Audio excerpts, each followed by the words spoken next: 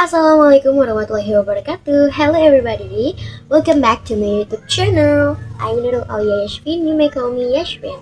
I'm from class 40, Department of English Education, with last 3-digit students ID 085. In the next 10 to 15 minutes, I am going to present a critical review of 10 selected research articles. Our main topic today is the use of songs and music as learning tools in both EFL and ESL classrooms. Through this review, we will see how songs can improve hard language skills like pronunciation, vocabulary, and grammar. We will also discuss how music affects students' emotions, such as their motivation and self-confidence. I will analyze these 10 articles one by one in order. I will explain the content, benefits, strengths, and weaknesses of each paper to show how they connect with one another. Before we continue to analyze them, let's have a look at these 10 articles. Without further ado, let's go directly to the first article. Our first article was written by Saldiranir and Jingkara in 2021. This study focuses on using songs to teach pronunciation specifically to young children in an EFL context. The main benefit of this article is that it proves scientifically how music can lower children's anxiety when speaking, which helps them produce clearer and more natural pronunciation. The biggest strength is its stretch method. The researchers used a quasi-experimental design with 72 students, and the test results were graded objectively by 2 native English speakers.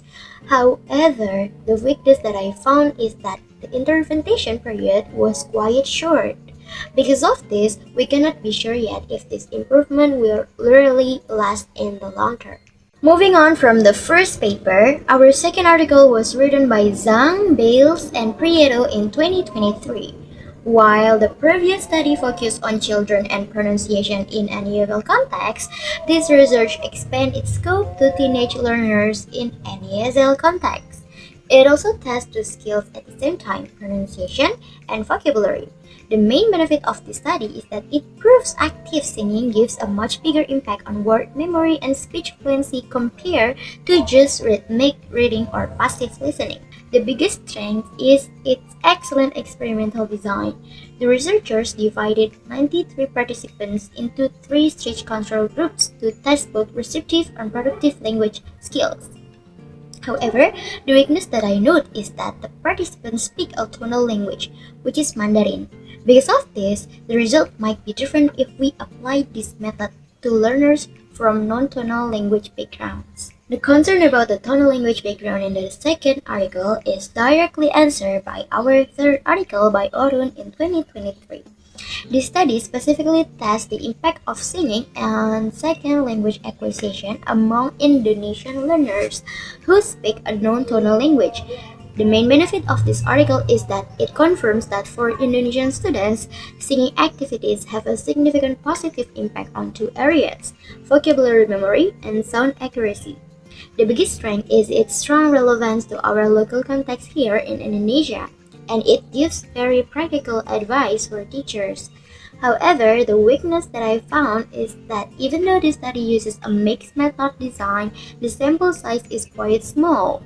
Because of this, the qualitative data feels less deep in exploring the personal difficulties that students might face while singing. The previous 3 articles agreed that songs are highly effective for vocabulary and pronunciation. But can songs also be used to teach a more complex language skill like grammar? Our 4th article by Busse and colleagues in 2021 tries to test this with primary school students in an EFL context. The main benefit of this article is that it gives an honest and realistic view. It proves that songs really help students with short-term memory of sentence structures, but they are less effective for a deep understanding of grammar rules.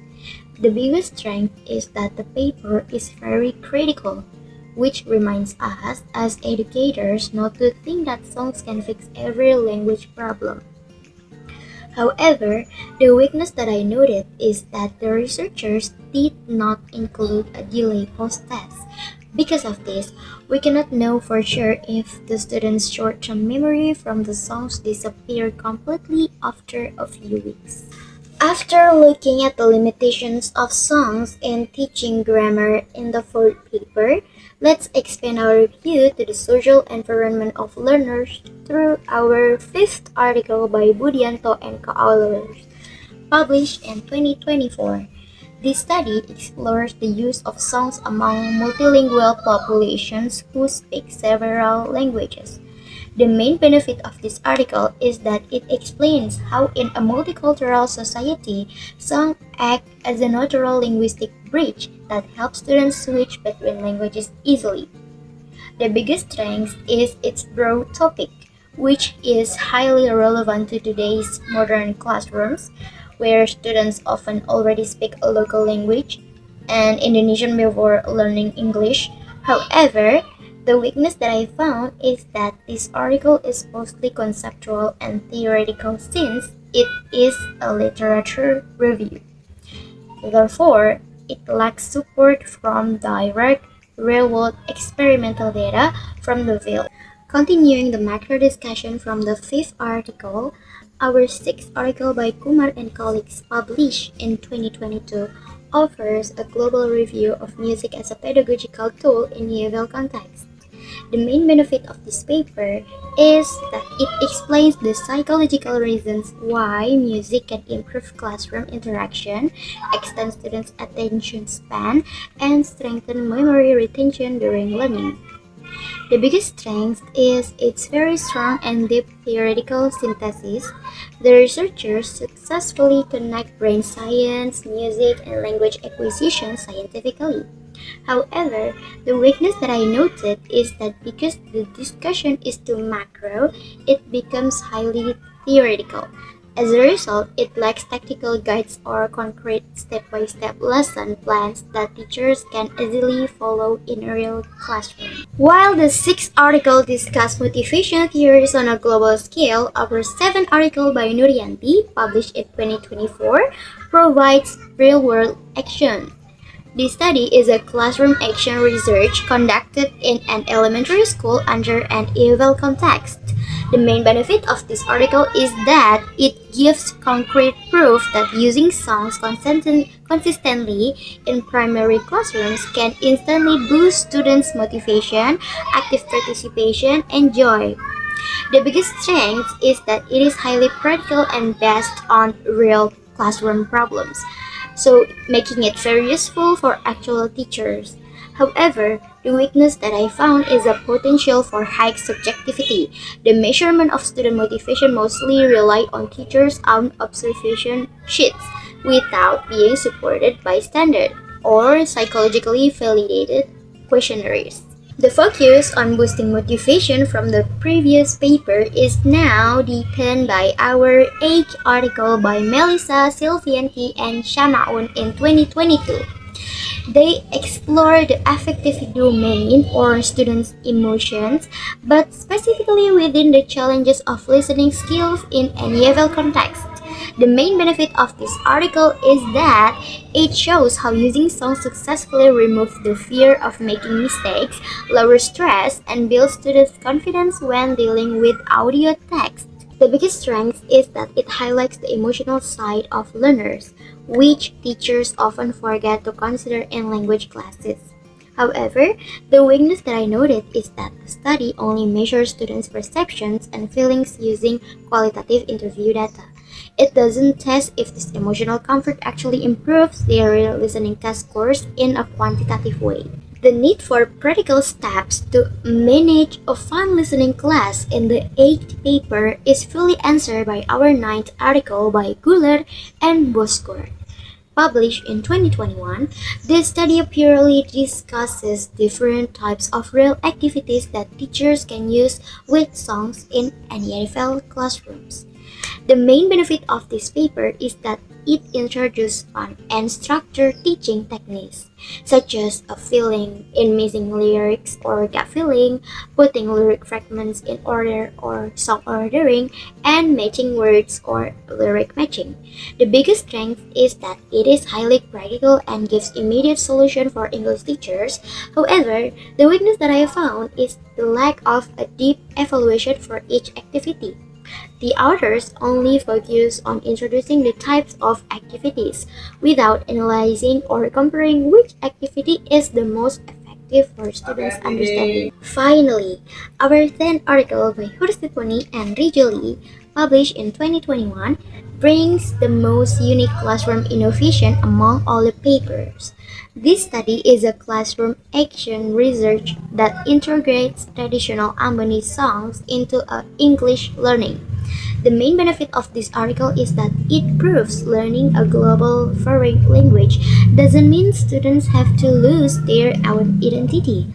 Local music can actually be a highly effective tool.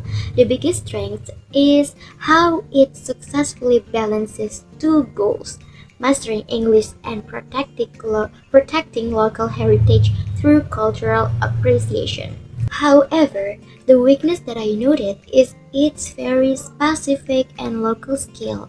Since the materials were developed purely using Amboni songs, this teaching model would definitely need a major redesign before it could be applied in another parts of Indonesia with different cultures. The review of this 10th article completes our journey.